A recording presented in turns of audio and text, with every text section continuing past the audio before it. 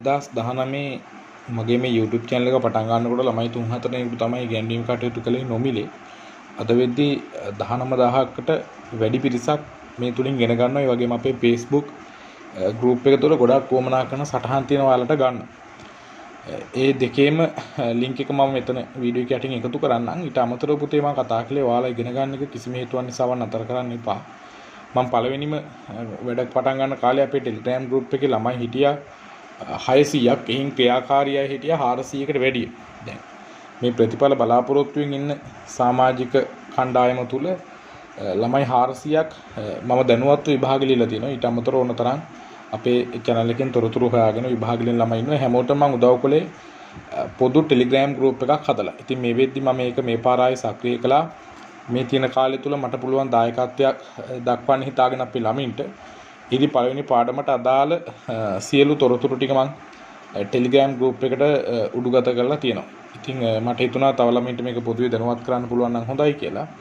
ඒ නිසා උසස් පෙළ බෞද්ධ ශිෂ්ටාචාරය 2022 වෙන්න පුළුවන් 23 වෙන්න පුළුවන් 24ට උනත් ගොඩක් වටිනවා.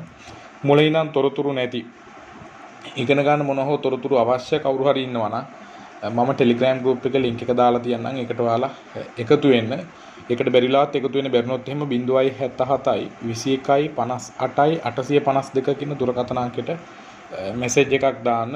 Telegram එකකින් හෝ WhatsApp වලින් මම ඔයාලව ඉක්මනට ඒකට add කරන්නම්. අපි සතියේ දවස් දෙක තුනක්වත් රාත්‍රී වෙලාවේ පුළුවන් විදිහට අවශ්‍ය කරන තොරතුරු කතා කරමු. අපි මුල්ම කාලේ වැඩ කරලා අවසන් වෙද්දී පාන්දර 2 විතර වුණා. මේ පාරත් අපි හිතනවා ඔයාලට පුළුවන් සහයෝගයක් අනිවාර්යෙන්ම ලබා දෙන්න.